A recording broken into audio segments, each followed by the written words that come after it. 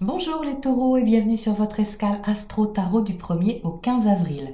La nouvelle lune du 24 mars dont je parle plus en détail dans une vidéo dédiée à ce sujet impacte votre vie intérieure les taureaux et met en lumière des initiatives cachées que vous pouvez mener en solitaire. Alors même si c'est le cas un peu de tout le monde, votre signe est particulièrement favorisé pour une introspection constructive avec la place du soleil dans votre domaine secret justement en ce moment.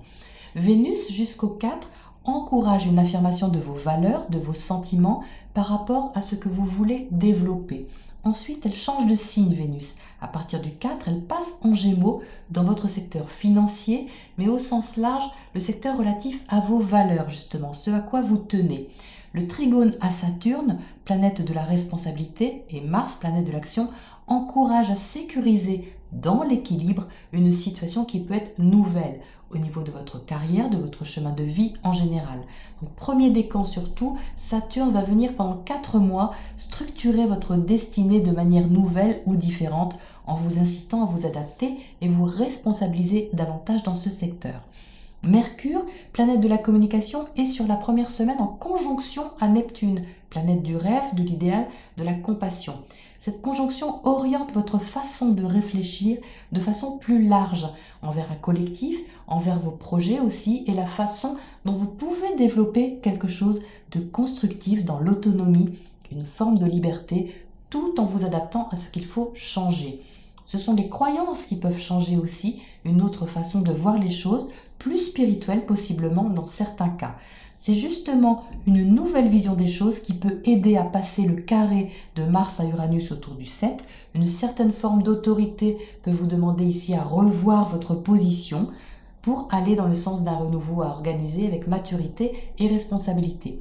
Le 8 avril, la pleine lune aura lieu dans l'axe Bélier-Balance. La lune éclairera votre travail quotidien, votre hygiène de vie au jour le jour, qui demandera à s'équilibrer avec un certain sérieux, oui, mais sera soutenue par ce que vous aimez ou ceux que vous aimez. Une pleine lune qui vous incitera à prendre soin de vos habitudes de vie et de la façon dont vous nourrissez aussi vos idées. À partir du 11, c'est Mercure qui intègre votre secteur intérieur, secret, poussant davantage vos réflexions intérieures, donc dans un sens spirituel, mais pourquoi pas artistique aussi, avec peut-être une nouvelle idée dans ce sens très constructive que vous pourriez proposer pour un collectif de façon très sérieuse en tout cas. L'intériorisation et la réflexion intérieure peuvent donner naissance à des idées nouvelles et lumineuses et même si cela vous sort de votre zone de confort, vous pourriez avoir les taureaux une belle impulsion d'expansion à connotation humaniste ou spirituelle qui permet d'exprimer votre sensibilité ou votre talent caché quel qu'il soit. Mais oui, le monde a besoin de vous les taureaux, de votre calme, de votre patience et de revenir à des choses simples. Voilà pour votre point astro. On passe maintenant à votre tirage pour les précisions. Les taureaux, vous entrez dans cette première quinzaine d'avril avec la carte de l'empereur. L'empereur, il est dans la concrétisation, il est dans la stabilité, la recherche de sécurité, sécuriser ses acquis, son royaume matériel, financier, tout ce qui fait en fait ce qu'il a construit et qui le sécurise. Vous entrez donc avec l'envie de sécuriser un peu votre domaine, de sécuriser vos bases et d'avoir une certaine autorité sur votre vie, sur ce que vous faites, ce que vous possédez ou ce que vous voulez développer et construire surtout. Cette énergie se trouve à côté de la reine de bâton. La reine de bâton, c'est une énergie de feu, d'action, d'enthousiasme, de dynamisme qui maîtrise son feu intérieur, qui maîtrise ses passions, ses talents et surtout ses actes. Les actes à côté de l'empereur sont mesurés, ils sont canalisés pour pouvoir être le plus pratique et le plus pragmatique possible. Donc on a ici une énergie assez posée. Et cette énergie, les taureaux, va vous aider à prendre un nouveau départ, à initier quelque chose avec ce magicien qui est au centre de votre tirage. Magicien, première arcane du tarot, on est au début de quelque chose, on initie un chemin, une situation, un événement avec des outils dont on ne sait peut-être pas se servir totalement, mais qu'on va apprendre à découvrir au fur et à mesure du chemin qu'on emprunte. C'est ce que veut dire le magicien. Et ce magicien, il est tourné, vous voyez, vers le 3 de bâton. Le 3 de bâton, c'est un projet, c'est l'espoir, c'est la perspective d'avenir que vous regardez de manière différente de d'habitude. Pourquoi? Eh bien parce que ce magicien, il tourne le dos, vous voyez, au 10 de bâton. Le 10 de bâton, c'est quelque chose dans lequel vous avez fourni beaucoup d'énergie, beaucoup d'efforts que vous avez réussi à faire. Le 10 de bâton est arrivé à une fin de cycle, quelque chose qui a été mené à terme, si vous voulez, et qui demande ici à se réorienter. Vous voyez, l'énergie, elle va par là. Ce personnage ici est tourné vers le magicien qui, lui, est tourné par là. Donc, on a une énergie qui pousse vers la gauche, qui demande donc à revoir quelque chose en vous pour pouvoir vous réaligner dans le moment présent avec le potentiel que vous avez. Ce magicien ici, il est encadré, vous voyez, par la reine de bâton en haut et le roi d'épée en bas. Il est donc bien accompagné par des figures qui sont hautement placées et qui maîtrisent chacune leur domaine. Le magicien, même s'il est inexpérimenté, qu'il va découvrir au fur et à mesure ce qu'il initie, au-dessus de lui, il a la reine de bâton qui maîtrise son talent, son énergie, sa créativité, ses envies, ses projets.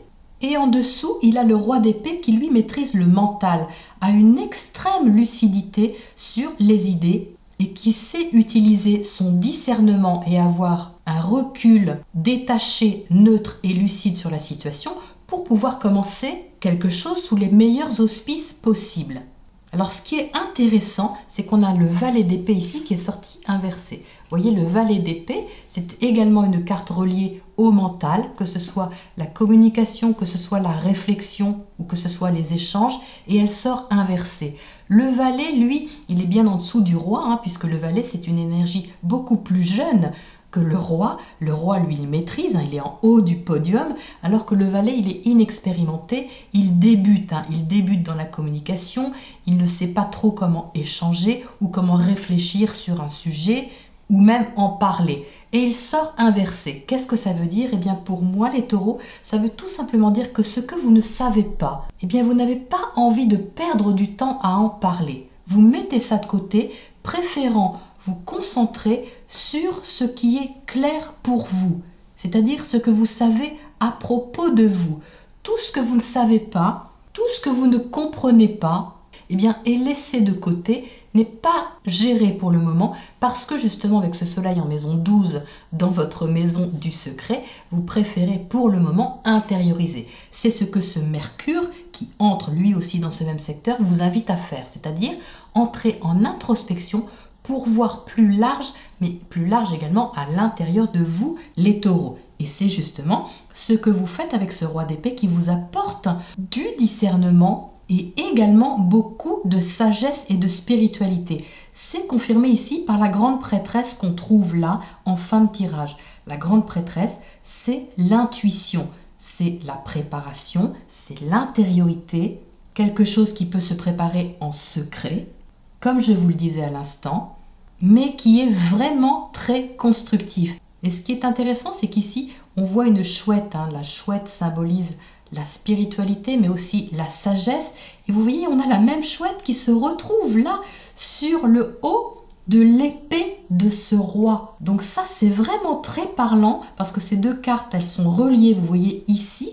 Et ça, c'est vraiment très parlant pour vous indiquer que votre sagesse, votre intuition et l'intériorité va vous bénéficier à avoir ce discernement nécessaire pour commencer un nouveau départ et passer à l'action avec ce cavalier de bâton. Le cavalier de bâton, il agit, il se met en mouvement beaucoup plus que la reine de bâton puisque le cavalier, lui, se déplace. Il est vraiment dans le fait de transmettre quelque chose, d'apporter de l'action d'un point A à un point B. Mais l'action ici sera menée dans le sens d'un projet. Vous voyez, ça tourne vraiment comme ça, cette énergie, quand vous aurez les idées claires par rapport à la chose que vous voulez mettre en place. Et cette chose, à mon avis, elle est différente de d'habitude puisqu'on tourne le dos ici à ce 10 de bâton pour se concentrer sur une autre action qui est un peu novatrice. Avec ce 3 de bâton, on voit arriver quelque chose à soi, mais c'est quelque chose pourtant qui était déjà là, qui est déjà là, et que là peut-être va prendre un nouvel élan pour pouvoir être initié de façon beaucoup plus concrète, pragmatique, organisée, stabilisée et assumée d'une certaine manière, de la meilleure possible. Alors qu'est-ce qu'on a à côté de ce valet d'épée inversé là-haut? On va commencer par lui. Alors peut-être également que vous ne dites pas tout avec ce valet d'épée. Il se peut que vous n'ayez pas envie non plus de partager des choses peut-être que vous maîtrisez avec talent et brio. Peut-être que vous n'osez pas non plus dévoiler quelque chose, communiquer quelque chose à ce sujet, sur ce que vous voulez initier. C'est tout à fait possible également. Alors qu'est-ce qu'on a justement à côté de ce valet d'épée? Est-ce qu'il veut nous en dire un petit peu plus malgré le fait qu'il ne veut pas communiquer? Reine d'épée, donc reine d'épée, vous voyez, c'est l'épouse du roi d'épée ici. On est donc dans une maîtrise intellectuelle, mentale, lucide de quelque chose. Et c'est ce qui manque ici à ce valet, justement. Il a envie d'avoir les idées claires pour pouvoir communiquer quelque chose. C'est pour ça qu'il y a une retenue ici. Mais la clarté, les taureaux, à mon avis, elle va d'abord être intérieure au fil de cette quinzaine, surtout avec cette grande prêtresse ici, à côté du roi d'épée. Qu'est-ce qu'on a d'autre à côté de cette reine là-haut? Est-ce qu'on peut en savoir un peu plus? Qu'est-ce qui saute là? Le 10 de coupe, donc ça c'est quelque chose que vous aimez. On retrouve votre Vénus ici les taureaux. La Vénus qui était chez vous jusqu'au 4 avril dans votre signe, qui reçoit également des aspects harmonieux sur cette quinzaine au niveau de ce que vous aimez, que ce soit vos passions ou que ce soit les personnes que vous aimez. Vous avez du soutien également ici. Oui, c'est ça, il y a vraiment un encouragement émotionnel, affectif, très lucide pour vous emmener, pour vous inciter à prendre une direction nouvelle. On parle vraiment de pouvoir créateur ici, les taureaux. Pleinement. Allez, qu'est-ce qu'on a à côté de ce cavalier de bâton là? Vers quoi regarde-t-il ce cavalier? La lune, alors ça c'est intéressant parce que la lune parle de votre émotionnel, elle parle également de choses cachées. On revient encore à ce secteur 12 qui est impacté chez vous, c'est-à-dire tout ce qui est secret également, tout ce que vous faites peut-être en coulisses. Il y a ici un mouvement vers ce secteur-là, un mouvement vers les choses qui font également appel à votre intuition, à votre imagination, ce genre de choses avec la lune également. Donc c'est quelque chose que vous emmenez, vous voyez que vous emmenez vers ce projet. Il y a vraiment un circuit comme ça. Alors qu'est-ce qu'on a au-dessus de cette lune? Parce que du coup, je suis le mouvement de ce chemin, de ce virage qui est à prendre. Je suis avec vous les taureaux. Qu'est-ce qu'on a au-dessus de cette lune? Page de coupe. Alors page de coupe, on est dans un investissement émotionnel un peu timide. C'est comme si vous aviez beaucoup plus de lucidité, de besoin de recul sur quelque chose et que, encouragé par ce que vous aimez ou par des sentiments forts que vous avez, vous étiez incité à proposer, initier quelque chose en y mettant du cœur. Mais il y a une certaine timidité émotionnelle de votre part. Ça fait comme un détour en fait. C'est vraiment la sensation que j'ai. Je dirais c'est prendre un chemin détourné pour aller à l'essentiel. C'est le circuit que forme votre tirage pour se repositionner. C'est vraiment particulier et très beau à voir. Alors qu'est-ce qu'on a comme oracle conseil à côté de cette grande prêtresse, de cette papesse donc, qui vous invite à la préparation, une préparation lucide et maîtrisée. Pouvoir, ben oui, récupérez votre pouvoir les taureaux. Votre pouvoir créateur, là c'est vraiment de ça dont il s'agit ici. Ayez confiance les taureaux parce que vous maîtrisez, vous avez tout ce qu'il faut pour maîtriser cet élan, pour maîtriser cette nouvelle direction. Par contre, prenez le temps qu'il faut, puisque là la grande prêtresse vous invite également à la patience, à prendre le temps d'intérioriser et de vous sentir prêt pour pouvoir offrir ce que vous avez à offrir. Voilà les taureaux pour votre tirage de cette première quinzaine. Je vous retrouve bientôt dans 2 semaines pour la prochaine escale.